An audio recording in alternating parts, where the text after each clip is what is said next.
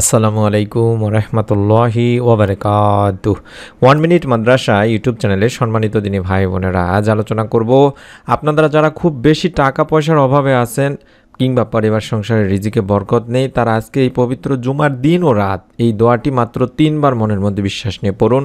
আল্লাহ তাআলা ইনশাআল্লাহ চাহে তো আপনার পরিবার সংসার থেকে যত ঋণ আছে সব পরিশোধ করে ব্যবস্থা করে দেবেন এবং মৃত্যু পর্যন্ত ইনশাআল্লাহ আপনার পরিবারে কোনো অভাব অনটন আসবে না। মনের মধ্যে শতভাগ বিশ্বাস নিয়ে আমলটি করতে হবে, তাই অনুরোধ করছি ভিডিওটি মনোযোগ দিয়ে সম্পূর্ণ দেখুন।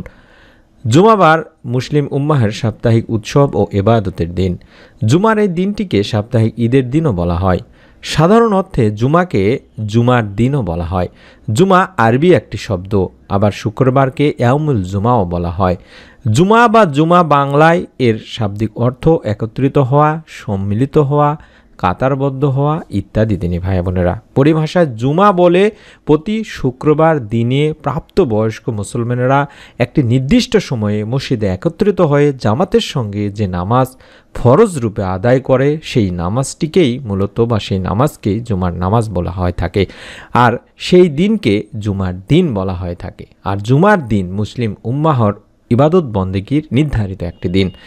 এই দিনটিকে সদরে গ্রহণ করেছেন মুমিন মুসলমান, আর এই দিনের ফজিলত অনেক বেশি। জুমার দিনের ফজিলতগুলোর হাদিসের একাধিক বর্ণনায় উঠে এসেছে। বিশেষ কারণে দিনটি মর্যাদার দাবি রাখে।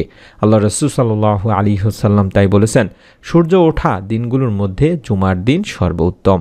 এই দিনে আদম আলাইহিস সালামকে সৃষ্টি করা হয়েছে, এই দিনে তাকে জান্নাতে প্রবেশ করানো হয়েছে এবং এই দিনই তাকে জান্নাত থেকে বের করা হয়েছে। অন্য এক বর্ণনায় এসেছে এই দিনটিতেই কিয়ামতও অনুষ্ঠিত হবে। সহিহ মুসলিম শরীফের সহিহ একটি হাদিস। পবিত্র জুমার দিনকে তাই আমরা বেশি বেশি ইবাদত বন্দেগী করার চেষ্টা করব বা ইবাদত বন্দেগীর জন্য বেছে নিব, কারণ এই দিনে আল্লাহ রাব্বুল আলামিন বান্দার গুনাহ মাফ করে থাকেন। হযরত আবু হুরায়রা রাদিয়াল্লাহু তাআলা আনহু বর্ণনা করেন, নবী সাল্লাল্লাহু আলাইহি ওয়াসাল্লাম বলেছেন, যে ব্যক্তি গোসল করে জুমার নামাজে এলো, এরপর সাধ্যমতো সুন্নত নামাজ আদায় করলো, এরপর ইমামের খুতবা শেষ হওয়া পর্যন্ত চুপ থাকলো, এরপর ইমামের সঙ্গে জুমার নামাজ আদায় করলো, এতে তার 2 জুমার মধ্যবর্তী দিনসমূহ এবং তার সঙ্গে আরও 3 দিন অর্থাৎ 7 দিন ও আরও 3 দিন 10 দিনের গুনাহ ক্ষমা করে দেওয়া হয়। সুবহানাল্লাহ। অন্য বর্ণনায় এসেছে যে, আর যে ব্যক্তি অহেতুক কঙ্কর বা পাথর স্পর্শ করলো, সে অনর্থক, বাতিল, ঘৃণিত ও প্রত্যাখ্যানযোগ্য কাজ করলো। সহিহ মুসলিম শরীফের সহিহ একটি হাদিস। এছাড়াও আরও হাদিস পাওয়া যায় আবু দাউদ শরীফের। হযরত আবু হুরায়রা রাদিয়াল্লাহু তাআলা আনহু বর্ণনা করেছেন, আল্লাহ রাসূল সাল্লাল্লাহু আলাইহি ওয়াসাল্লাম বলেছেন, যে ব্যক্তি জুমার নামাজ আদায়ের জন্য উত্তম রূপে ওযু করে মসজিদে উপস্থিত হয়, এরপর চুপ করে মনোযোগ দিয়ে খুতবাহ শুনে, তার ওই জুমা থেকে পরবর্তী জুমা পর্যন্ত এবং অতিরিক্ত আরও 3 দিনের অর্থাৎ মোট 10 দিনের গুনাহ ক্ষমা করে দেওয়া হয়।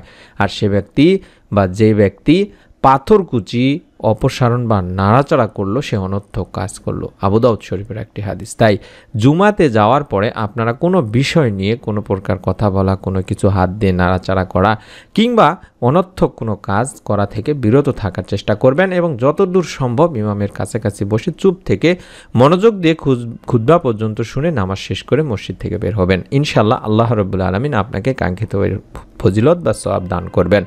এবং পবিত্র জুমার দিন এমন একটি গুরুত্বপূর্ণ দিন যে এই দিনের দোয়া কবুল হওয়ার কথাও বলা হয়েছে হাদিসে। জুমার দিনের ফজিলতের সবচাইতে উল্লেখযোগ্য দিকটি হলো, এই দিনে এমন একটি সময় রয়েছে যখন কোনো দোয়া করলে তা কবুলের আশা করা যায়। এটি হাদিসের একাধিক বর্ণনায় উঠে এসেছে দিনী ভাই বোনেরা। যেমন হযরত আনাস ইবনে মালিক রাদিয়াল্লাহু তাআলা আনহু বর্ণনা করেন, নবী সাল্লাল্লাহু আলাইহি ওয়াসাল্লাম বলেছেন, জুমার দিনের যেই মুহূর্তে দোয়া কবুল হওয়ার আশা করা যায় তা আসরের পর থেকে সূর্যাস্তের মধ্যে তালাশ করো। এই সময়টিতে আপনারা বেশি বেশি দোয়া করার চেষ্টা করবেন। হযরত আবু হুরায়রা রাদিয়াল্লাহু তাআলা আনহু বর্ণনা করেন, আল্লাহ রাসূল সাল্লাল্লাহু আলাইহি ওয়াসাল্লাম বলেছেন, জুমার দিনে এমন একটা সময় আছে যেই সময়ে কোনো মুমিন বান্দা আল্লাহ তাআলার কাছে ভালো বা নেক কোনো কিছু প্রার্থনা করলে বা চাইলে অবশ্যই আল্লাহ তাআলা তাকে তা দান করবেন। সহিহ মুসলিম শরীফ এবং মুসনাদ আহমেদের একটি হাদিস। সুবহানাল্লাহ, সুবহানাল্লাহ। অর্থাৎ আল্লাহ রাব্বুল আলামিন আপনাকে অবশ্যই তা দান করবেন বলে হাদিসে পাওয়া যায় দিনী ভাই বোনেরা। এছাড়াও পবিত্র জুমার দিনে আরও ফজিলতপূর্ণ আমলগুলোর মধ্যে একটি হলো দরুদ শরীফ পাঠ করা। বেশি বেশি দরুদ শরীফ পাঠ করা এবং বেশি বেশি জিকির করা হচ্ছে মুস্তাহাব। এই বিষয়ে রাসূল সাল্লাল্লাহু আলাইহি ওয়াসাল্লামও বলেন, দিবস বা দিন সমূহের মধ্যে জুমার দিন সর্বোত্তম। এই দিনে হযরত আদম আলাইহিস সালামকে সৃষ্টি করা হয়েছে, এই দিনই তিনি ইন্তেকাল করেছেন। এই দিনই সিংহায় ফুঁক দেওয়া হবে, এই দিনই সমস্ত সৃষ্টিকে বেহুশ করা হবে। অতএব তোমরা এই দিনে আমার উপর অধিক পরিমাণে দরুদ পাঠ করো, কেননা তোমাদের পাঠকৃত দরুদ আমার সম্মুখে পেশ করা হয় থাকে। আবু দাউদ শরীফের একটি হাদিস। সুবহানাল্লাহ, সুবহানাল্লাহ। তাই অনুরোধ করব আপনারা বেশি বেশি দরুদ পাঠ করবেন এবং বেশি বেশি ইস্তেগফার পাঠপূর্বক এই ছোট্ট দোয়ার আমলটি করবেন জুমার দিনে কিংবা রাতে। আল্লাহ রাব্বুল আলামিন ইনশাআল্লাহ আপনার দোয়াও কবুল করবেন, আপনারও মনের নেক আশা পূরণ করবেন, আপনার পরিবার সংসার থেকে সমস্ত প্রকার অভাব অনটন দূর করে দিবেন। প্রথমেই নিয়মটি আমি আপনাদেরকে শিখিয়ে দিচ্ছি। পবিত্র জুমার দিনে কিংবা রাতে যখনই আমলটি করবেন বা দোয়াটি পড়বেন, তখন যদি সম্ভব হয় 2 রাকাত নামাজ আদায় করে নেবেন, নফল 2 রাকাত নামাজ আদায় করে নেবেন। যদি না সম্ভব হয় তাহলে শুধুমাত্র আগে 11 বার দরুদ পড়ে নেবেন, আল্লাহুম্মা সাল্লি ওয়া সাল্লিম আলা নাবিয়িনা মুহাম্মদ। এই ছোট্ট দরুদটি 11 বার পড়ে নেবেন, অথবা দরুদে ইব্রাহিম যেটা আমরা নামাজের বৈঠকে পড়ি সেটা 11 বার পড়ে নেবেন, আল্লাহুম্মা সাল্লি ওয়া সাল্লিম আলা নাবিয়িনা মুহাম্মদ। এই দরুদটি পড়ার পরে একটি দোয়া আমি স্ক্রিনের মধ্যে দেখায় দিচ্ছি আরবি বাংলা উচ্চারণ সহকারে। এই দোয়াটি 3 বার পাঠ করবেন। আল্লাহুম্মা কফিনি বিহালালিকা আন হারামিকা ওয়া আগনিনি বিফাদলিকা আম্মান সিওয়াক। আল্লাহুম্মা কফিনি বিহালালিকা আন হারামিকা ওয়া আগনিনি বিফাদলিকা আম্মান সিওয়াক। আল্লাহুম্মা কফিনি বিহালালিকা আন হারামিকা ওয়া আগনিনি বিফাদলিকা আম্মান সিওয়াক। হে আল্লাহ, আমাকে এতটুকু পরিমাণে হালাল রিজিক দান করো যা আমার জন্য যথেষ্ট হবে এবং হারাম অর্থের কোনো প্রয়োজন হবে না। তুমি ব্যতীত আর সবার থেকে আমাকে অমুখাপেক্ষী করে দাও। একদিন হযরত আলী রাদিয়াল্লাহু তাআলা আনহুর নিকট এক চুক্তিবদ্ধ দাস এসে বলছিল যে, আমি চুক্তির অর্থ আদায়ে অক্ষম, আপনি কি আমাকে সাহায্য করবেন? হযরত আলী রাদিয়াল্লাহু তাআলা আনহু তাকে বলেছিলেন যে, আমি তোমাকে কি এমন কিছু দোয়া বা বাক্য শিখিয়ে দেব যেগুলো আমাকে নবী করিম সাল্লাল্লাহু আলাইহি ওয়াসাল্লাম শিখিয়ে দিয়েছিলেন।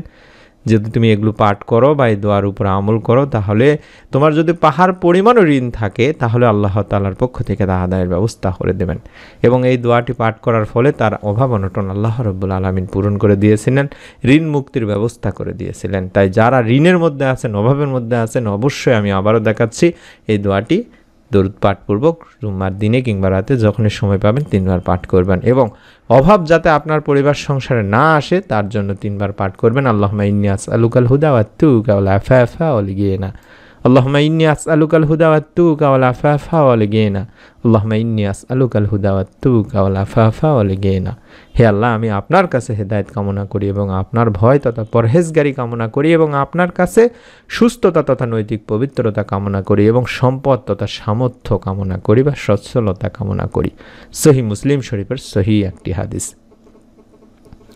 আপনাদের সবার মনে রাখতে হবে, আমরা যখন কোনো অভাব অনটনের মধ্যে পড়ি তখন আমাদের হিতাহিত জ্ঞান যেহেতু হারিয়ে যায়, তখন একটা জিনিস মাথায় রাখতে হবে, আপনাকে ঠান্ডা মাথায় থাকতে হবে এবং অভাবে পতিত হয় কোনো মানুষের কাছে আপনাকে নির্ভরশীল হওয়া থেকে বিরত থাকতে হবে।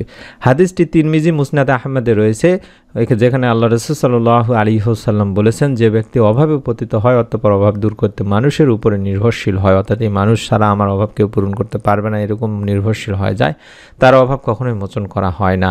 পক্ষান্তরে যে অভাবে পতিত হয় এবং অভাব মোচনের জন্য আল্লাহর উপর নির্ভরশীল হয় এবং চেষ্টা করে অভাব যাতে করে আল্লাহ রাব্বুল আলামিন পূরণ করার কোনো না কোনো একটা হালাল উপায় বের করে দেয়, তাহলে আল্লাহ তাআলা তাকে অতি বিলম্বে, অর্থাৎ আল্লাহ তাআলা তাকে খুব তাড়াতাড়ি হোক বা ধীর গতিতে হোক রিজিকের কোনো না কোনো একটা ব্যবস্থা করেই দিবেন। তাই অভাবে পতিত হলে আপনাকে অবশ্যই ধৈর্য হারা হলে হবে না দিনী ভাই বোনেরা। অভাব পরিত্রাণের জন্য কখনোই ধৈর্য হারা হবেন না। আল্লাহ রাব্বুল আলামিন চাইলে আপনাকে কোনো না কোনো একটা মাধ্যমে ধীরে ধীরে হলেও কোনো প্রকার একটা মাধ্যম দেখিয়ে দিবেন, যার মাধ্যমে আপনার অভাব অনটন ইনশাআল্লাহ মোচন হয়ে যাবে। তাই অনুরোধ করছি, আপনারা অবশ্যই যারা অভাবের মধ্যে আছেন এই কথাটি মনের মধ্যে নিয়ে নিন, কখনোই অন্য মানুষের উপরে নির্ভরশীল হবেন না যে সে আমাকে সাহায্য সহযোগিতা না করলে আমার অভাব কখনোই মোচন হবে না, এই চিন্তা কখনোই করবেন না। একমাত্র শুধুমাত্র আল্লাহ তাআলারই উপর ভরসা করে বেশি বেশি ইস্তেগফার করতে থাকবেন, অর্থাৎ দিনে অন্তত 100 বার করে আস্তাগফিরুল্লাহ এরকম পড়তে থাকবেন। আমি আপনাদের জন্য সহজ করে বলে দিচ্ছি, যেই ব্যক্তি নিয়মিতভাবে ইস্তেগফার করবে আল্লাহ তাআলা তার সব সংকট অর্থাৎ যত সংকট আছে তার থেকে উত্তরণের পথ বের করে দেবেন, তার যত দুশ্চিন্তা আছে সব মিটিয়ে দেবেন এবং অকল্পনীয় উৎস থেকে তার রিজিকের সংস্থান করে দেবেন। অর্থাৎ আমাদের কল্পনার বাইরে থেকে আল্লাহ তাআলা রিজিক দিবেন, রিজিকের ব্যবস্থা করে দেবেন। তাই অনুরোধ করছি, যারা বিপদে কিংবা বিভিন্ন ধরনের পেরেশানির মধ্যে আছেন, অভাব অনটনের মধ্যে আছেন, সংকটের মধ্যে আছেন, দুশ্চিন্তার মধ্যে আছেন, আল্লাহ রাব্বুল আলামিনের উপর একমাত্র শুধুমাত্র ভরসা করে দিনে অন্তত 100 বার আস্তাগফিরুল্লাহ আমলটি করতে থাকুন। সব সময় জিকিরের মতো পড়তে থাকুন। আল্লাহ তাআলা কোনো না কোনো একটা উত্তম পথ আপনাকে বের করে দেবেন। মনের মধ্যে শতভাগ বিশ্বাস নিয়ে পবিত্র জুমার দিন ও রাত যখনই সময় পান তখনই দোয়ার আমলগুলোর পাশাপাশি দরুদ ও ইস্তেগফার বেশি বেশি পড়ুন। আল্লাহ রাব্বুল আলামিনের উপর ভরসা করুন, ইনশাআল্লাহ আল্লাহ তাআলা কোনো না কোনো একটা উপায় বের করে দেবেনই দেবেন। মনের মধ্যে শতভাগ বিশ্বাস নিয়ে ভিডিওটিতে একটি করে কমেন্ট করুন, অন্তত আমিন লেখার মাধ্যমে। আপনাদের কাছে অনুরোধ করছি প্রত্যেকের ভিডিওটিতে একটি করে লাইক দিয়ে যাবেন এবং পরবর্তী নতুন এরকম আমলের ভিডিওগুলো যাতে করে ইউটিউবে দেওয়ার সঙ্গে সঙ্গে আপনারা পেয়ে যান, তার জন্য চ্যানেলটি সাবস্ক্রাইব করে বেল বাটনটি অন করে রাখতে ভুলবেন না। সকলে ভালো থাকুন, সুস্থ থাকুন। আসসালামু আলাইকুম ওয়া রাহমাতুল্লাহি ওয়া বারাকাতুহু।